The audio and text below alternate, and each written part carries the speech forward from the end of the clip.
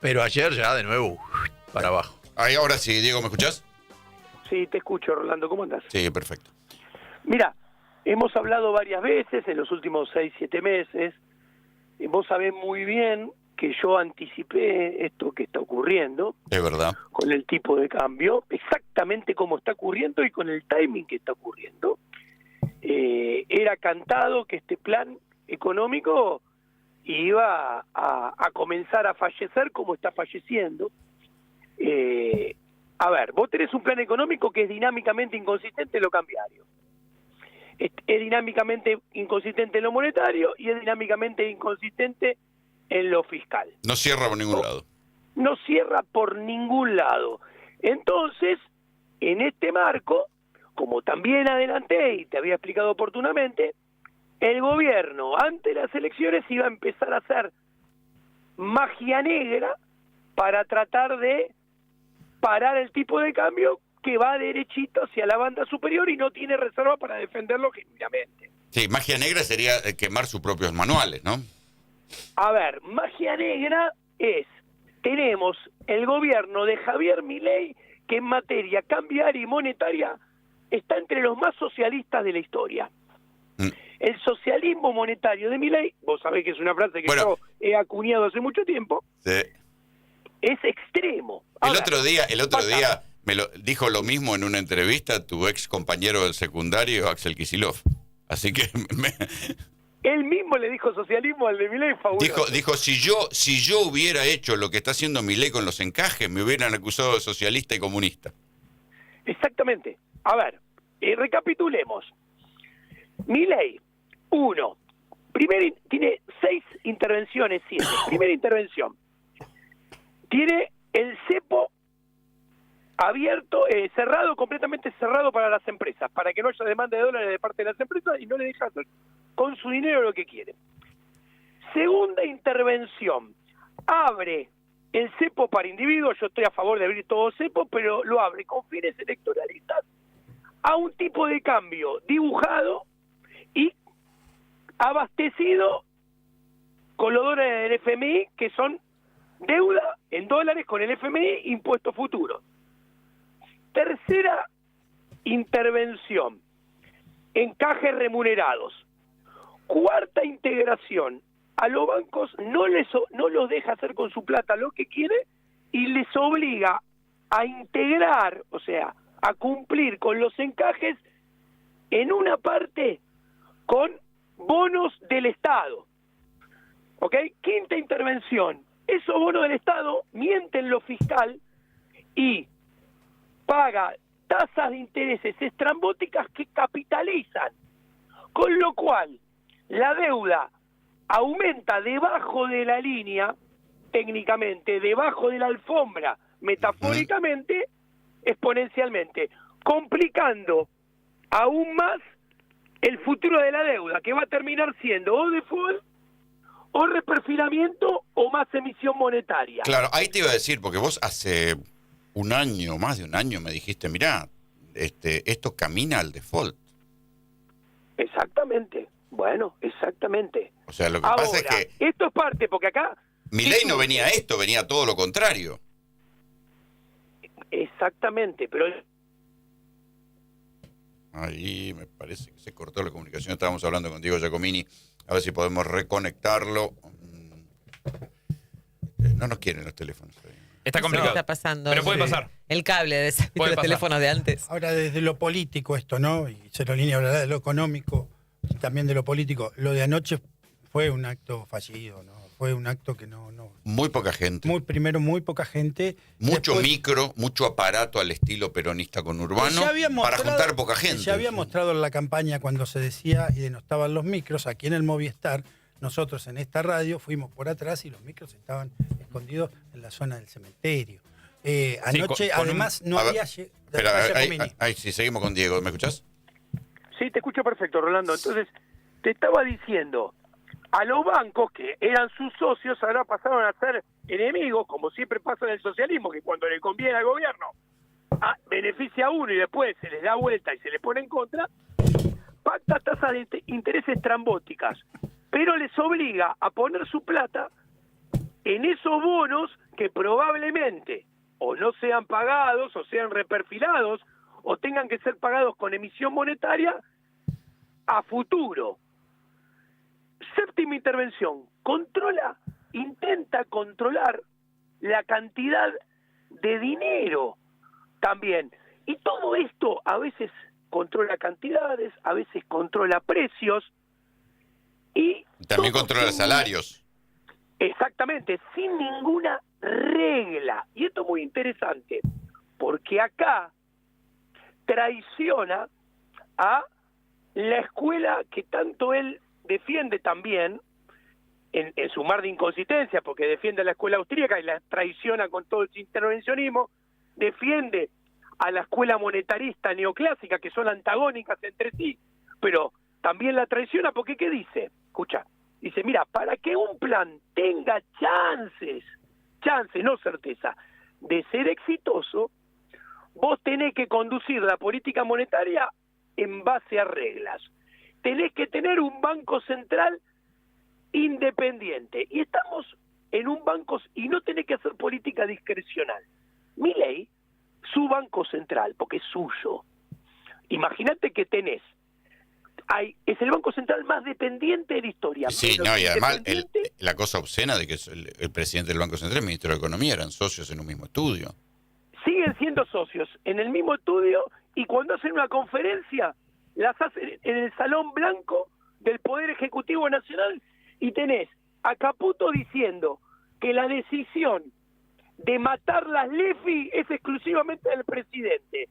Con lo cual el que hace la política monetaria es el presidente de la nación. Sí. Ahora bien, Diego, ¿cómo se sale de esto? ¿Cuál es el próximo capítulo? Mirá, esto es muy sencillo. Mirá lo que te voy a decir. Paradójicamente, Milei, el anticasta, el antipolítica, él dice que todos estos problemas se arreglan con política, porque él dice que todos estos problemas se arreglan con él arrasando en las elecciones. O sea, otra inconsistencia más. Evidentemente, él no va a arrasar en las elecciones. Entonces, nada de lo que piensa le va a salir, como hasta ahora. ¿Y esto entonces cómo sigue? La realidad va a imponer un ajuste de variables de mercado, de la propia economía. La economía le va a imponer sus reglas al presidente de la nación. ¿Qué quiere decir? El tipo de cambio ya se empezó a mover en el sentido correcto, que es que tiene que subir, porque este tipo de cambio mata la microeconomía, está desalineado con la productividad de las empresas argentinas, con la productividad del trabajo argentino, con la productividad del capital argentino, y la economía argentina necesita un tipo de cambio que ese equilibrio, no sé dónde está, pero claramente está más arriba. Eso se va a imponer, lo va a imponer la realidad. Ahora, hay que ver cómo reacciona el gobierno de Javier Milei, particularmente el jefe del gobierno, que es Javier Milei, y qué decisiones toma a partir de esa imposición de mercado.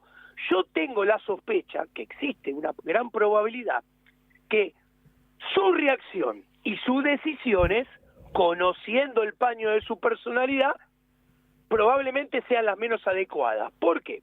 Porque es una persona muy miedosa, que no le gusta asumir costos, vos también lo conocés y sabés que es así, y que se crea realidades paralelas lejos de la realidad fáctica, tangible de todos los días. Entonces, cuando esa realidad fáctica y tangible le salte se a la cara imponga sobre él, se va a poner más loco que de costumbre. ¿Qué tal, Giacomini? ¿Cómo te va? Cerolini te saluda.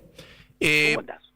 Por lo que veo, mantenés el diagnóstico que venías anticipando, pero lo estás acelerando un poco, porque vos decías que no sabías exactamente el momento del cambio, de verse obligado a cambiar la política monetaria, o que se le iba a obligar a hacer el mercado.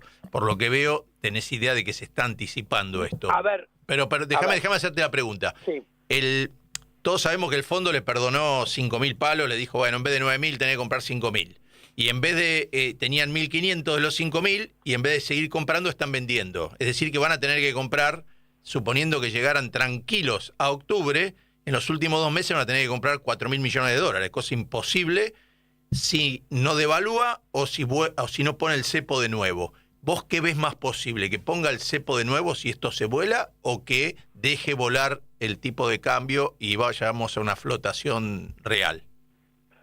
Bueno, te contesto. Por parte. Primero, yo hace 6 meses que vengo diciendo que el esquema cambiario iba a tener que ser cambiado. Y si vos te comiste el crawling peg del 2%, te comiste el crawling peg del 1%, te comiste las bandas cambiarias sin reservas, pero con flotación sucia, que te la está devorando en estos momentos, se me ocurre que el cambio de régimen cambiario, que siempre dije que iba a acontecer, para poner una fecha arbitraria, entre el 1 de noviembre, que es justo después de las elecciones, y para ponerle un lapso, el 30 de abril del año que viene, yo decía, entre el 1 de noviembre y el verano, esto no da para más. ¿Ok? Los tiempos, ahora cada vez es más probable que ronde el final de este año que el principio del otro. O sea, en esto sigo igual. Ahora, ¿qué sucede? Esto que vos estás diciendo es la imposición de la realidad. A ver, abrir el cepo para individuos que son los que votan, que es su electorado, es para tener votos. Ahora, si vos lo abrís a un tipo de cambio ficticiamente plantado, hoy, para que te des una idea de que se abrió el cepo, los individuos en 3 meses y medio compraron 70% del préstamo del FMI. Claro. Es inviable por donde lo veas. Cuando vos lo anualizás son 50.000 millones de dólares solamente de dólar ahorro. Si a esto le agregás anualizado 70.000 de los importadores para producir y para comerciar, son 120.000 millones de dólares. Y si eso agrega las importaciones, porque el dólar barato estimula las importaciones. Exacto. Por eso son 70.000 las importaciones y 50.000 el dólar de ahorro, que totalizan entre las dos 120.000. Y las exportaciones totales son 80. No cierra por ningún lado. Entonces, Milei no quiere ni un tipo de cambio más alto, ni tampoco quiere poner el cepo de vuelta. La realidad es lo que estaba diciendo, se le va a imponer y le va a decir, o dejás el dólar que suba a donde tiene que subir, o si no te gusta, déjalo subir un poco y vas a tener que restituir el cepo. Claro. O una mezcla de los dos. Es más, y probablemente... En cualquier caso va a tener que subir el dólar. En cualquier caso va a tener que subir el dólar. Y seguramente, difícilmente, honre la promesa de abrir el cepo para las empresas, conociéndolo. Ahora, yo le diría, Javier, mira, vos tenés una sola chance, para mí. No quiere decir que esa chance te salga bien a vos. Es más, me preguntás a mí, y yo creo que hay un 70% de que te salga mal, para poner números arbitrarios, o un 80%, y del otro lado un 30 o un 20% de que te salga bien. O sea, no tenés nada a favor. Sí. Pero es la única que te queda, apuntar a eso. Bueno, ¿qué tenés que hacer para mí al día siguiente de las elecciones? Tiene que abrir absolutamente todo. Entonces, que el dólar se vaya a donde se tenga que ir, a los bancos, a las empresas, le tiene que dejar pagar los dividendos que no se paga de 2018, el dólar va a subir mucho. Si quieren no renovar la deuda, la va a tener que pagar con emisión, una parte de la deuda es de él, una parte de Kirchner, del señor Kirchner, otra parte es de Massa, la tendrá que pagar y va a tener que subir el tipo de cambio, y cuando suba mucho, pero con todo abierto, va a haber gente que va a empezar a vender dólares. Claro. Va a empezar a bajar. Y en ese marco va a poder empezar a comprar él reservas para pagar la deuda. Sí, ¿Por qué? Porque la plata del FMI se acaba en el primer trimestre. Sería como hacer reset y empezar de nuevo. Diego, te agradezco mucho el contacto, te mando un gran abrazo. La seguimos. Ojo, yo no sé, yo creo que es muy difícil que salga bien, pero no tiene otra chance para mí. Wow. Abrazo, nene, cuídate. Abrazo, chau, chau. Diego Giacomini, economista. Ahora las noticias.